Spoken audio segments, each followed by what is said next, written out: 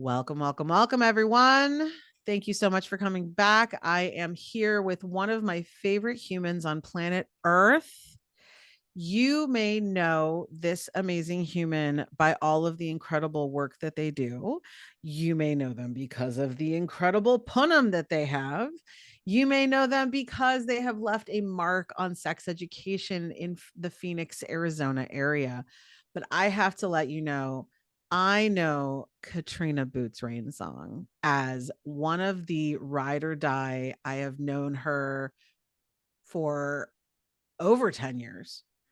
And since our children have collectively been like 2, and mine just turned 18, yours is about to turn 18, and we have known each other damn near 20 years. And that felt really gross coming out of my mouth. But anyway, this human is a 10-year veteran sex educator, unbelievably brilliant, wise advocate for all things rainbow family, has incredible depth and background as a performer, as a singer, as a dancer, as an acrobat, and just blows my mind with the incredible breadth, I think is the word I'm looking for, breadth with the D, breadth and width and depth of the types of work that they do. So not just public speaking, not just sex education, not just being an author of an amazing yoga book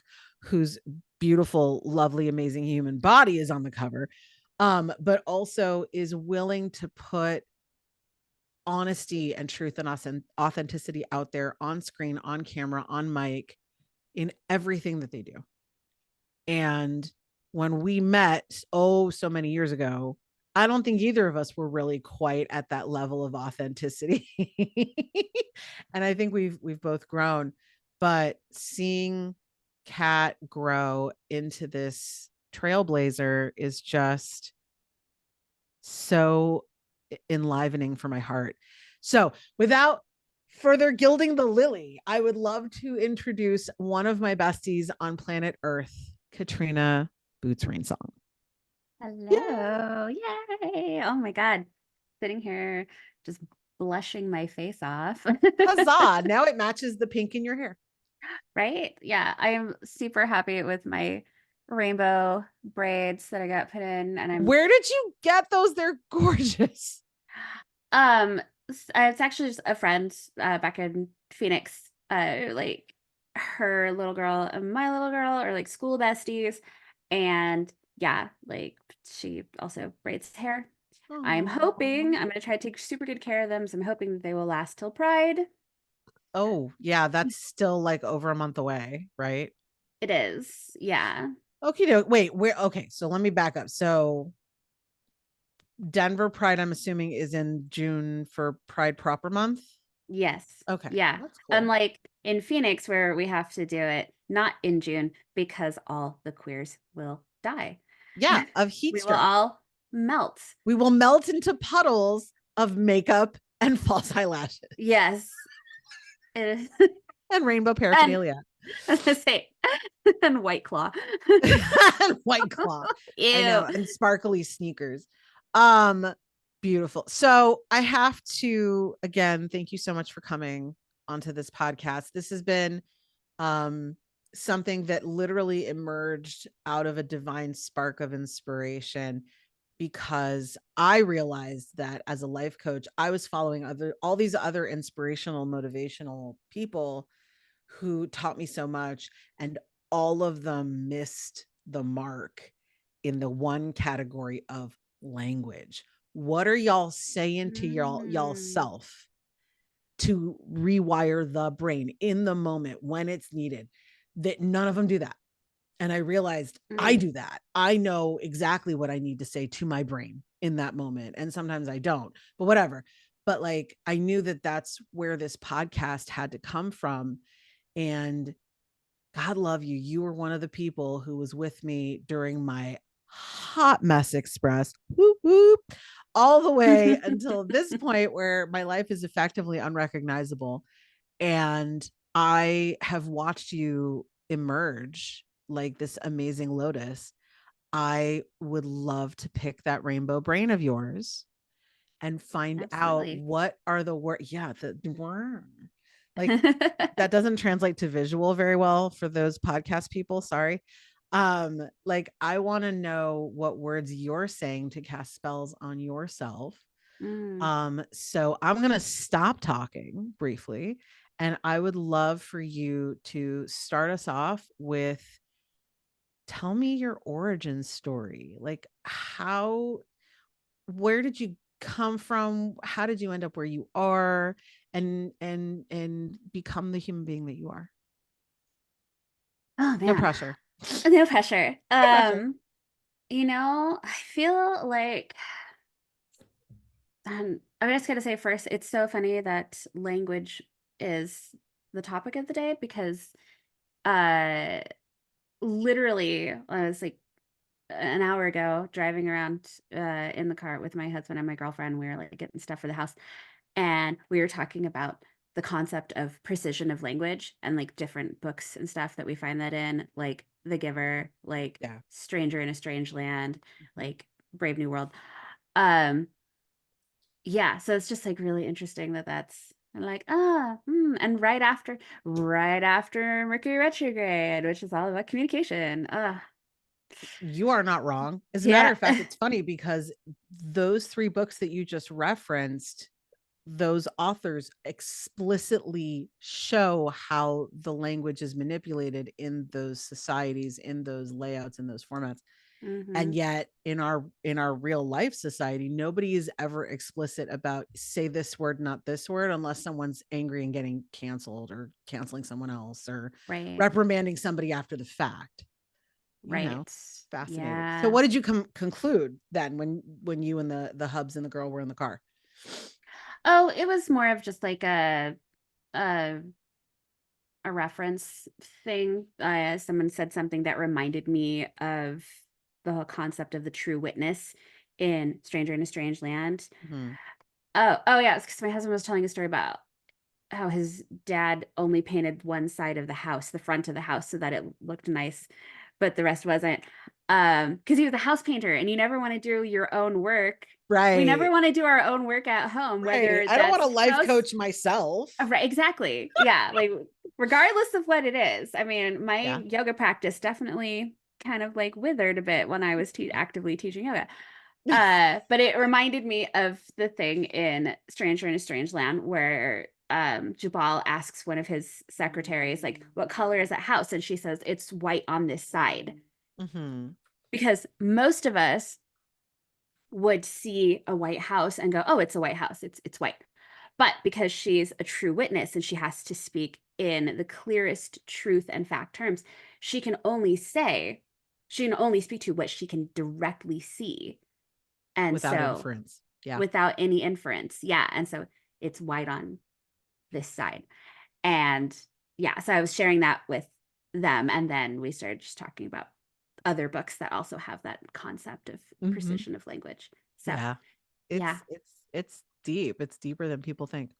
it really is. And yeah, it's something I know I've been trying to practice in some ways, finding like other ways of saying things, um, that are more true than Mhm. just the really basic vocabulary that we're so often given. Makes sense. Yeah, but we'll dig into that a little bit more. Origin story. I never know really where to start my origin story. I feel like I guess origin story probably starts in high school, really, with just having a natural draw and fascination to learning and specifically learning um, about sexuality, about the body, about movement. I was in Mhm. dance. More than I a was regular teenager wants to study sexuality? I mean, other teenagers are like reading, 17 magazine, maybe Cosmo. Mm, Um, okay, that's I fair. was I was sneaking and reading the Kama Sutra. Hey, there you go. Yeah, I was There you sneaking and go. reading the Kama Sutra. I like started practicing yoga at 17 and very quickly learned about like tantra right after that. Of course you did. Um, of course. Yeah. And I still to this day could not tell you like how I like what it was that first introduced me to like BDSM as a clear specific concept. It was kind of just always there. But I So was that you didn't discover it, you uncovered it. yeah, pretty much. Yeah. So I was always that friend that, when when other teenagers had questions, Mm-hmm. come talk to me. Mm-hmm. Go ask Kat. Uh, yeah, go ask Kat. Like, oh, like I had sex at this time. My period is at this time. Like, am I in trouble? How do you know if you've had a climax? Like, all those kind of things. Um, yeah, and I loved that, and I also loved performing, and so of course, naturally, Not specifically performing sex, just to clarify. Oh yeah, to clarify, performing in dance. I was in modern dance. There we go. Yeah, modern dance, belly, African dance, hip hop. You should see this Uh, human being move. Oh my Lanta. Holy moly. What a dancer. yes, except now I can only do it for a short period of time, and then I have to like take a long nap. For the moment. Yes. Um, so yeah, so all of this is there, this like strong kinetic sensual energy and this like I love to be on stage energy. So of course I became a stripper. Oh, that's fabulous. I'm trying to think of what other natural conclusion you could reach. I like sex. I like to move my body. I like to perform. No, And I no, like stripper money. makes sense. Yeah, yeah. Hmm. Flight Yeah, attendant. and I Wait, don't no, that's not right. no. I was No, like, and I don't like working 9 to 5 jobs. So no, yeah, stripper I makes prefer. sense. I've always been an entrepreneur. I sold Mhm. candy out of my desk in 5th grade. Nice. How to hustle even then. I sold. Oh yeah, yep. Braiding people's hair, writing love notes, like love letters for people, um, doing tarot readings and like love spells Oh my for gosh. people. Yeah. I Oh mean, my gosh. yeah. Always been a hustler. God bless the hustlers. Mm-hmm. Always been a hustler. So yeah. It just So means you it's knew what you wanted early. exactly. So yeah. So in my 20s, I feel like I was just this branching flower that was like all over the place, like wisteria vine. But wisteria vines need something to hold on to, they need structure. And I didn't Right. know that. So I was very, very happy, but also struggling a lot. Yeah, without structure, I could see that. Yep. Um, so then it went from like all over the place to boom, oh wow, now I'm a wife and mother in a Surprise. very, very structured. But my How old were birth you when process, that happened? 23. Samesies. Mm-hmm. Yeah, 23. But my pregnancy and birth process, you know, because I'm a nerd, I'm like, oh, okay, we're pregnant now. So we're gonna learn all the things. Yep. We're gonna learn all the things, read all the books. And that's what drew me to becoming a doula, a birth Mhm. doula. Oh, my bad. I totally forgot. Kat is also an amazing doula. Yeah. Was. I don't practice anymore, but Okay. yes. Yeah, so that had driven me to that. Um yeah, and so then when I got out of that but that was so much structure, such a controlling environment that the flowers withered, Hmm. and it was less of like a wall that the wisteria vine could climb up and more of like a slab of cement that I was trying to push, desperately trying to push through. Mm. And I finally did. I finally did. And we went a little crazy for a bit, not as much as before, because now we have our little bud. We have a Hmm. child. Um, And what a cute damn bud she is. I know. I love her so much. I love both of my buds. But at that time I just had the one. Um, but this time, yeah, I leaned into structure. Mm-hmm. And so then that was going back to school, becoming a massage therapist, becoming a yoga teacher, and being in these spaces, these very interesting spaces where people are wanting to be open, they're wanting to find bliss, purpose, like a deepening of experience, and sexuality being a part of that, but also having a lot of blocks. And here I am, a person who like truly I had never really experienced sexual shame until I was an adult. Mm-hmm. Um, and it was like a little while after this point. But so here I am, just like, oh, you don't know about this. You don't know about this thing. You don't know about this thing. Again, I became that friend, Mm-hmm. that friend, but now like in this very different group. And I find out that, oh, you know, you can be that friend as a career. What? I don't Someone have a can pay me for college. this? Like, I don't have a college degree, blah, blah, blah, blah, and the imposter syndrome comes. Fuck Um, that guy. I hate imposter yeah, syndrome. right. Imposter syndrome's a bitch. Can I say Mhm. that? Can I swear on this? It's my show. You can do whatever the hell you want. We Heck call yeah. him Chad at my house, and we ball gag Chad and throw him in the corner when he starts to get Nice. uppity and tell us we can't do things. Right. Yeah. So, finally now this wisteria vine, I'm just going to keep going with I this love this metaphor. This is metaphor. great. Um, now is like developing structure and supports Mm-hmm. and is getting nourished by their community, Mm-hmm. and so growing and growing and growing, um until that community also kind of began to be a little bit of a push. Mm-hmm. So the wisteria, like, okay, we've grown as far as we can in this direction, now we're going to start growing in this way. And so we keep growing and growing and finding more and more nourishment, and then realizing that, oh, other vines are also growing off of us. And now we're creating support for other Ooh, people. ripples and ripples. Oh, wow. Okay. So, yeah. So, yeah. Then I guess I'm still that wisteria vine, like, um, and also the support. I'm older, I'm tireder, I'm louder, I'm gayer.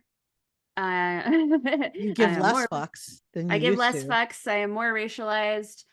Uh, And her field was yeah. barren before, so I can only imagine it's been, burned at this point with her I fuck.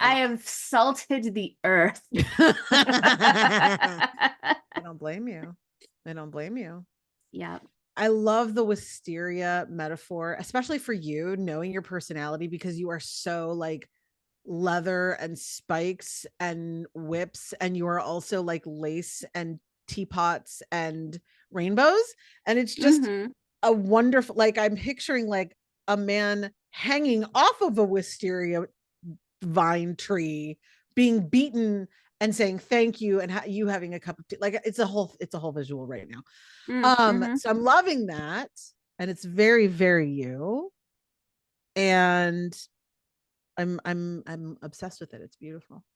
It's Yeah. beautiful. Yeah. I've actually seen, it's funny because I've seen certain, like in certain old parts of LA, Mm-hmm. when I was still living in LA, like in the older neighborhoods where some of the houses had landscaping that was over 100 years old, and wisteria grows really well in LA. And I've seen wisteria bushes, air quotes, that have been Mm-hmm. so big and so expansive. The trunks on those suckers are bigger than a tree, and it will Right. go and almost completely cover a house. It's so big, but it's Mm-hmm. technically a bush. It's a vine.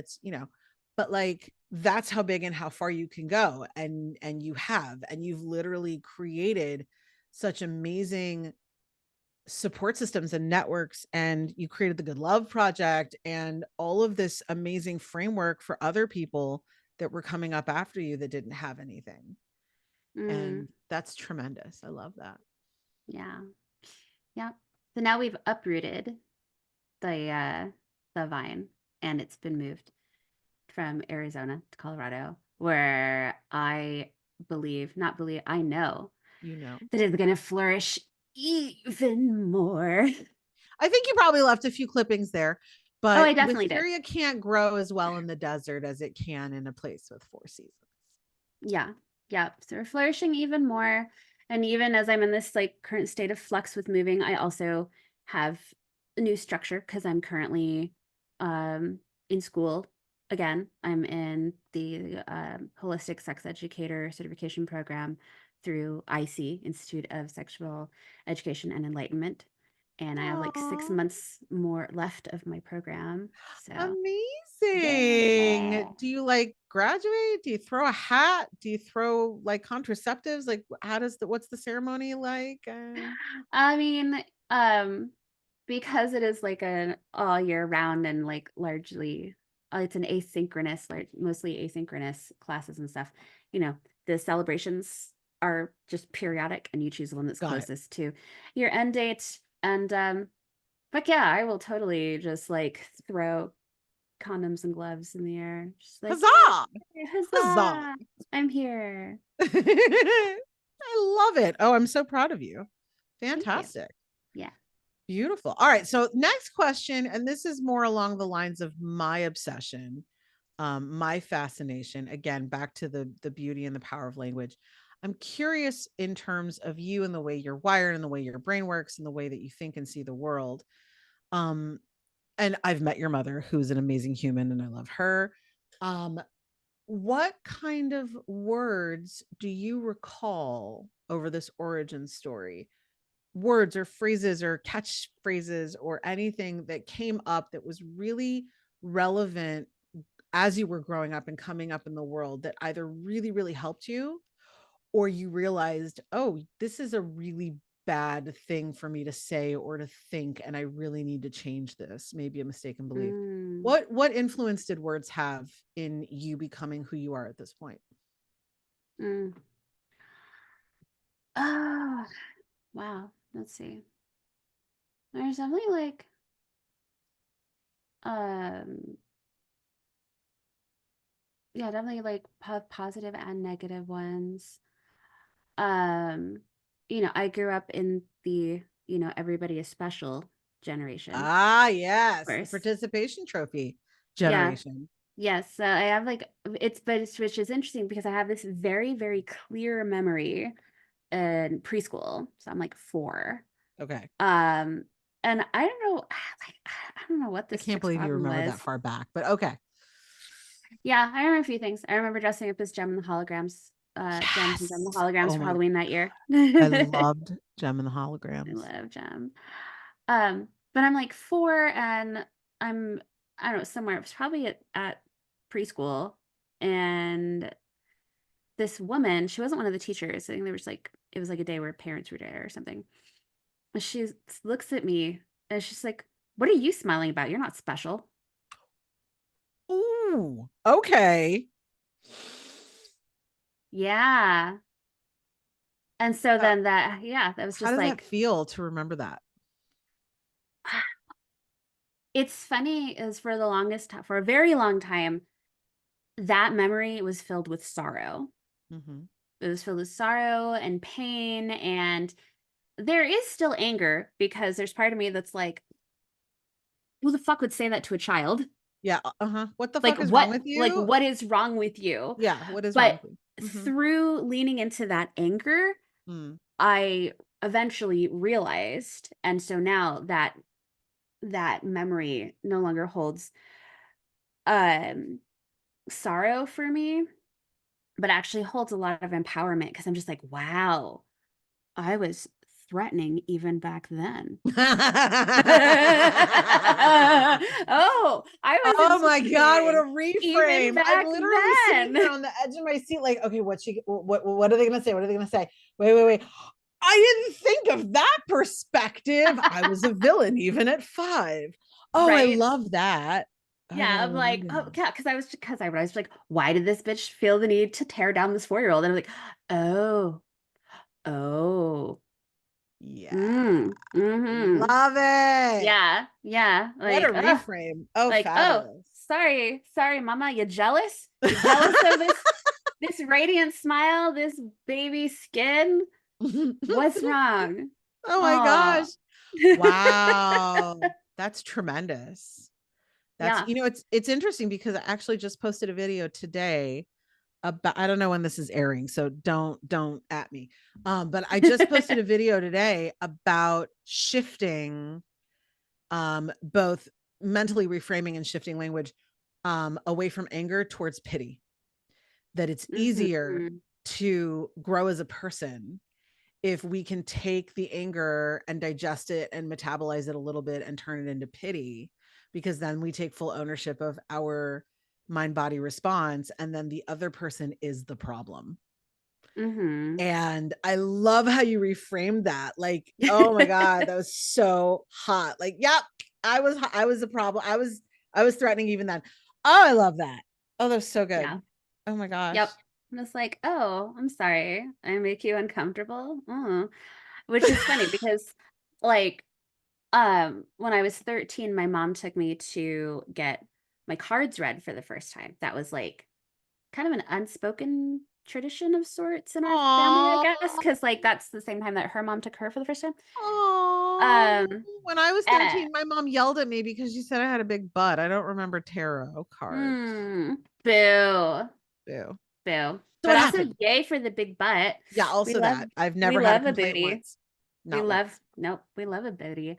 Yeah, so I went, it was this awesome woman, witch lady that owned a shop named Dorothy, which of course I got a kick out of. And I remember she told me as she was doing my reading, she's like, your main purpose in life is to push people's comfort zones in whatever way and to make to help them grow. And I was like, cool, that's a because at 13, when people are starting to ask you, like, oh, what do you want to be when you grow up? What do you think you're going to do as an adult? And we think of that from a place of specific jobs, right? We think of Career. it from a very like career capitalist place. Yeah. Um, and like it's the how and the what you're doing, but not Mhm. necessarily the why. And so like being kind of like given like a glimpse of my why so young, and just being like, oh. Oh, I love that. And you've Yeah, literally lived up to it. And I'm so thrilled about that for you. yeah. And the great thing is that once you know your why, you know there's so many different ways that you can embody it. There's so Amazing. many ways to enact on our dharma, on our purpose. Mm, I love that. Mm. Amazing. Ah, so good. So good. I love that. Mm.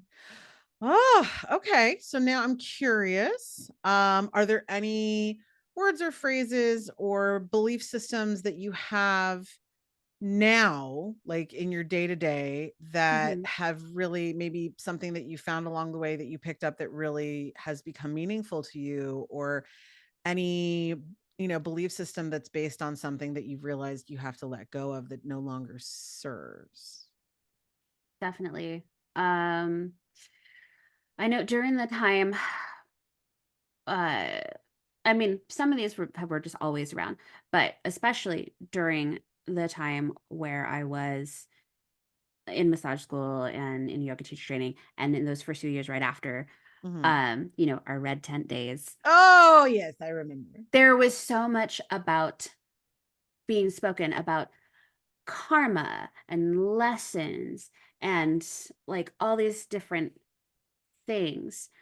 God's plan, whatever, it's a blessing in disguise, all these different things Mhm. that kind of around that people lean into to explain why things happen. Yes. Sometimes we call it explanations and sometimes it turns into apologism. Yes, yeah, it can go a lot of different ways. Right. Um, but I realized I didn't like any of it. I realized I was like, Nah, fuck a blessing in disguise. Why does it have to be in disguise? Why does it have to give me anxiety? Like, here's a gift Fuck your along with, disguise. like, here's your beautiful gift along with some anxiety. Like, why? With a side What? helping of guilt. Yeah, with a side helping of guilt or shame or like whatever. Why Yeah. did I? Yeah. Like, oh man, I'm, I've had this really bad throat problem. And I know it's because I haven't talked to my mother. I'm like, yeah, or maybe it's because you have a fucking cold and you shouldn't be here in the studio coughing at everybody. So I've So, started like getting like mad and seeing a lot of like spiritual bypassing and and like new age victim blaming. And there's a as lot of leverage of language in those practices that drives me up the mhm, wall. yeah. So as a sex educator and working and in that time working so much with women, of course, there was a lot of talking to women about their trauma. Mm-hmm. And there were so many of them that I had to tell them, like, no, you did not attract that assault. No, you did not need to experience that to learn something. I feel One of the like most, every red tent was nothing but that. Like it was like 3 hours of just every woman there just talking about her trauma. And I was like, okay. yeah, yeah, like, I mean, yeah, we were, So you we were found big yourself, fish swimming in the kiddie pool. I know, Like right? back then, We I found had a, ourselves like realizing that some of these sweeping statements were really just sweeping things under the rug yes, and passing blame and yep, passing bucks. So what did you do? exactly. Well, I knew it just kept bothering me and I'm trying to like explain things to people. And what really like actually got it through for me was my own trauma processing experience. It was during one of Monique Darling's events. We love Mm-hmm. Monique. And Mm-hmm. Lawrence was there. You know Lawrence Lanoff. Mm-hmm. Yeah. Um so like he was like the one man in the room that was kind of like Mm-hmm. holding like the masculine presence, which he does so beautifully. He really does. He really does. And he's like doing this energetic work with me and he's like, it's cool. Like she's like, whatever you need to say, whatever you need to scream, like throw it at me. I can take it. Like, let's do this. And I'm Bless working his this out. cotton socks. I don't know if he knew what he was getting into. You know what though? It was beautiful because like I got stuck in this head cycle of why. Yeah. Why did this person do this to me? Why? And Lawrence said something that was like worth one sentence that was worth like 5 years of therapy. He says, Okay, recording this. Yes. he's like, honey, sometimes fucked up people do fucked up shit. And I'm sorry that you got hurt. Fuck the why. Fuck the why. Fuck the why. Yep. Yeah. Absolutely. Yeah. Like, Absolutely. yes, we all manifest our reality, blah, blah, blah. But we are all doing that. And this is a shared reality. Mm-hmm. And if things are going to bump on each other, we are going to touch each other Mm-hmm. in a million ways. Mm-hmm.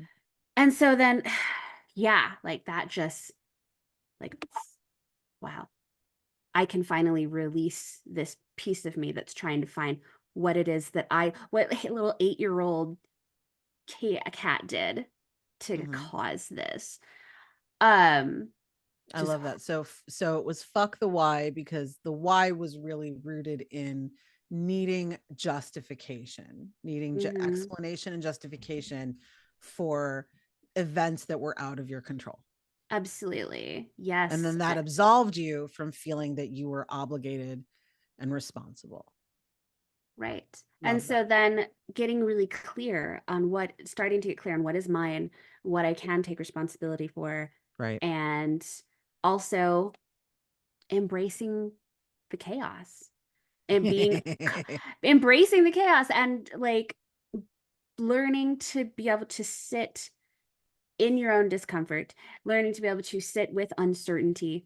And so then those Mm. little like platitudes that were getting thrown around, I started speaking up against them.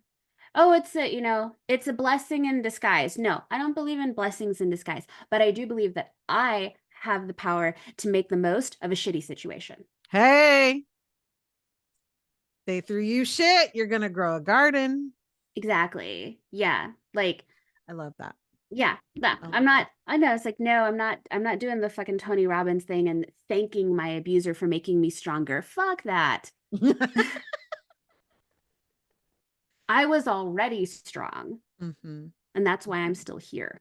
Oh, I was talking about that. Did you catch the last episode with Gail Keys Allen? No, I didn't. She's amazing. She's the 60, oh God, don't be offended, Gail. I forgot it was 60 something year old, um, powerful Black leadership coach. She's a money coach for women. Awesome. And she and I were talking in the last episode about the fact that, hey, did you know you have a 100% survival rating?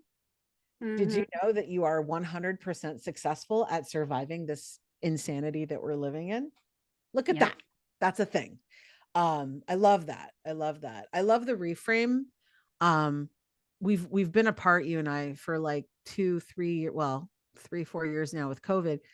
And I Yeah. remember now in this moment how often you and I would build on these reframes when we would hang out together.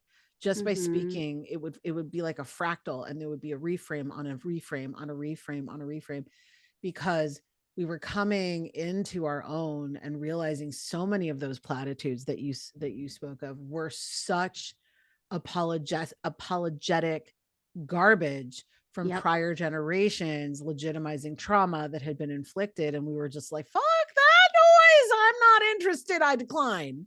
Nope. And I love that, because at the end of the day, like, one can be grateful for having overcome. One can Mm-hmm. be grateful for having grown and survived and thrived without being grateful to the asshole who done did it. Right. Yeah. I love that reframe. Mm-hmm. I love that reframe. Another question for you, and this is sort of the final question, because I don't want to take like 40 more hours to talk. I do, but like, you have a life, I have a life. Um, Weird. Not that y'all aren't important to my life, because you are. Keep listening. Don't hang up. So There will be more. There there will will be be a more. There will be part. more. Okay. There will be a part two through whatever. Yeah, exactly. Ah, So now obviously you are in flux. You left your own Mitzrayim, your own Egypt, your own narrow places, leaving Phoenix, going to the promised land of Denver, Colorado. But now that you're in this flux, and you're probably, I'm assuming, sort of settling and letting the dust settle.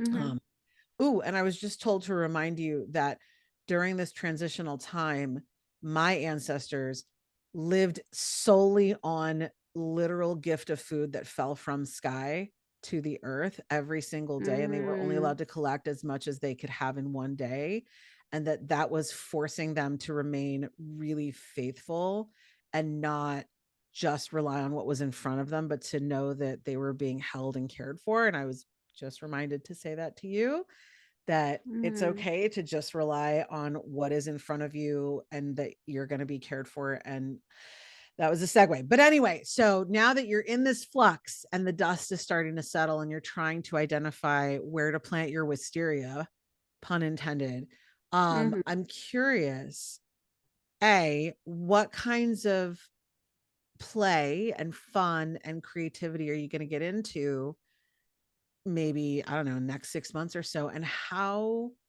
is that going to be helping people, because you're always helping people, and like, what flavor of helping is it? And how will words and language come into play in that? Mm.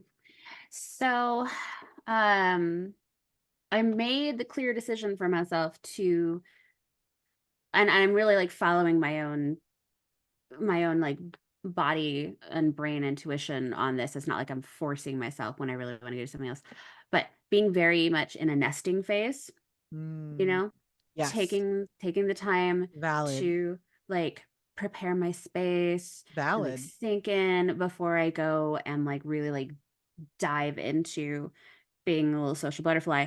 that I can be. I'm so fucking proud of you for being willing to knuckle down and do that.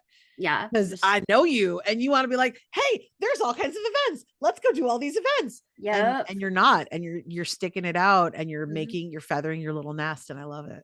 Yes. Yeah. So I already know I'm not going to like audition for any shows or anything like that for at least minimum 3 months. Mm-hmm. Probably a little longer, but at least 3 months. Mm-hmm. I will go. I might go to a show and like support a friend. I'm glad that I already have some friends up here who Oh, are good. Phoenix transplants. Yeah, of course. Yeah.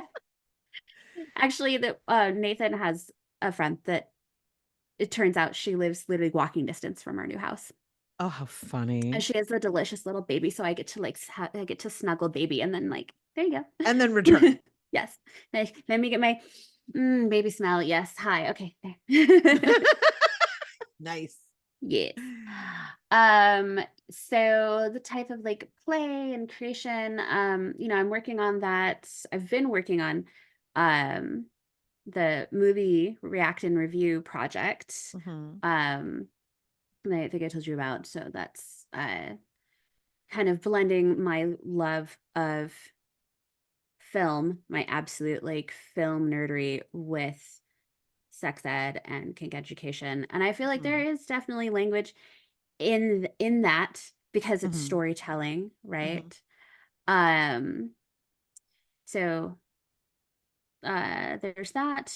And also because I am in this nesting phase, I'm getting things set, finally starting to work on revising my old classes for making them available for like on demand. Oh, So nice. yeah, so like Like the kink talks you used to give? the King Talks that you see of the like all the different workshops. Not all of them. Some of them I'm retiring, or some of Mm-hmm. them really don't work for online and are really only good for in person. Right. Um, yeah, but taking a lot of my different classes, and one of the big ones when we talk about language and revising is Mm. the original DLP workshop, the Yoni Owner's Manual, Oh because I don't use the term yoni anymore. my God. Okay, tell me more. Um, a main reason I don't use it is out of respect and trying to be aware of cultural appropriation and not being a Mm-hmm. culture vulture. And also because at that time when it was written, it was so very, it was very like cis focused. And as I myself have like, had my own final like revelations and stuff around my, my own gender journey and realizing like, oh, yeah, the woman thing doesn't truly sit with me, and being non-binary, being genderqueer. And so looking back some of my old stuff, and there's a lot of really good information in it, but also there's a lot of some of that stuff that needed to be left behind, that needs I to be left remember behind. that. I remember when you first came out with it. I remember thinking three thoughts at the same time because I have ADHD and I'm a Gemini. Don't judge me. And I remember thinking, firstly, I like yoni is Gemini's. definitely not an English word. It is definitely a Hindu slash yoga slash, It's you Sanskrit. know, Yeah. yeah, it's definitely indicating to the buyer that this is going to be the direction of the flavor of this book, Hmm. and that, no offense to all of y'all's who remember us being, our red tent facilitation days, but most of y'all were white. Hmm. And so I remember thinking that, wow, that's not a white woman vagina word. And I remember thinking, you're saying owner's manual because you're trying to focus on as much as you can at that time back in the teens. I don't remember what year it was, that it was not everyone who has that equipment is a woman. But I Hmm. also remember seeing, I don't even remember hearing you say it, but I remember seeing, feeling you slightly itchy around the idea of this isn't enough of an explanation. like calling it an Mhm. owner's manual because you're trying to ensure that everyone who has this equipment is included is not sufficient language. And yet Mhm. here we are without all of the bananas mishigas that happened starting in 2016 to sort of Mhm. kickstart and jump it over to where probably now you've gained insight and wisdom and more language and more words. And I also remember thinking, this is going to go so much further, but I feel like they want it to go in places that it can't go right now. And I mean, Yeah. it's almost like the audience wasn't ripe for it in Mhm. some respects, even though it was and is still incredibly valid, beautiful, useful wisdom. Mhm. So it's interesting that you've decided to reincarnate. Is it reincarnated? Are we resurrecting? No, that's a terrible. No, I'm not. No. Bad word. Bad word. I Um, don't know, revamping are maybe? we Osirising it?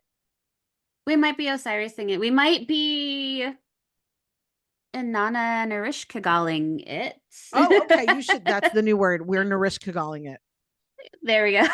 There. I have decided it's Narishka calling. Yeah, yeah. We're gonna completely tear it to pieces and hang it on a hook, and then it's gonna come, and then like non-binary beings are gonna come in and fix it and make it all better. Literally. Because that's literally what they do. That's literally the story. Okay, so now you need to go online, go make a wiki page of, Narish Kagaling, verb. What does it mean? One of and I can't remember her name, so I can't give her proper credit, but was one of the teachers in one of my classes in the IC program. Mm-hmm. She has this fantastic saying, especially when she's talking about things. A lot of studies, are usually done from a very cishet focus, Yep, right? because And them's the so, ones that pay the bills. yep. So, even though the data is very helpful and is definitely useful and valuable, it's still not complete. Mm-hmm. And she's talking about that, and she would say, she said it multiple times during this 3-hour class. I invite you to queer up and question Mm. this. And I was just like, oh, that's good shit. Oh, that's juicy. You It's need to put so that on a juicy. bumper sticker. I I thought about invite you to queer queer up up and and quest. question. But what about queer up and query? Queer up and query. Yes. Oh, I Yeah. like that. I like that. I like So, that because it implies that it creates this lovely implication that wow, that just got kind of meta. Okay, hold on. I can't even mhm. look at it right now. I got to take my glass off. Okay, so it has this lovely implication that when you're addressing a conversation, a topic, and when it's sex, it's usually a heavy topic of some Mhm. sort because you've got inner dynamics involved. It assumes that you are intentionally or unintentionally a byproduct of the educational system that the Western world has put forth. And Yep. therefore, you may be looking at it with westernized, capitalist centered glasses, Mhm. whether you mean to or not. Yep. And even if you are queer, you may actually be taking those queer glasses off to look at the material Mhm. because you've been indoctrinated to do so. Yeah, Which, if because anybody knows me, impulse. they understand that I'm not a fan of that. I'm a fan of bringing your whole self to the educational process. And if you're queer, Yes. come queer. If you're, het cis, come het cis. But like, bring your whole self to the table and don't and that's not to say that you can you are not to shirk your capacity to switch lenses. I think that Totally. that's an academic power, is to be able to switch from your cis het lens to your queer lens to your racialized lens to your Yes. hyper gender disparity lens. But I love that queer up and question or queer up and query is telling you, I know you might be clenched up right now. Mhm. Relax. I know you might Yes. be looking at the world through hetero lenses right now. Put your queer goggles on. I love that. Yeah. Oh, that's Yes. magical. You should Yep. tell them, whoever this professor is, you should tell them to make a bumper sticker. I was gonna like email her and just be like, hey. How do you feel about that? Or like, I have a t-shirt Etsy shop. How do you feel about me doing that? I'll send you part of the proceeds. I don't know. But yeah, like Ooh, it's definitely a thing. And Nourish Kagaling, yeah, it's queer up I and love queering. it. Actually, Yeah. now that I think about it, because one of my mantras that I use a lot, and I have been lately, is go further, which is Mm, we take this queer up in question and then we go further specifically for the people who aren't queer, for the mm-hmm. people who are cis hetero or who are, well, no, cis hetero, we'll leave it at that, Mm-hmm. regardless of where they fall on the racial spectrum. But like, they absolutely have to be able to put on queer goggles Yep. and to be able to entrench themselves in a worldview that is not their own so that they can ensure that they are behaving in equity and Mm-hmm. in space equity. um that's magical. I love that. Mm. Beautiful. So do you feel like that's something moving forward that you're going to be sort of using as your own, like, mantra of like, whatever I tackle, I'm going to be doing it by queering up and questioning? Yeah. Yeah. Yeah, definitely. Like kind of using that as a metric for the work that I do and Mm, seeing like, excuse me. Yeah. I love that. Is this how encompassing is this? And also, you know, being open, Mm, you know, so that anyone who needs this information is like, because we're not we're not down with that whole girl boss gatekeep bullshit. Like, I'm an ADHDer. I'm like, oh, information? You need information? I have some information here. do you need it? No, it's still here. Here you go.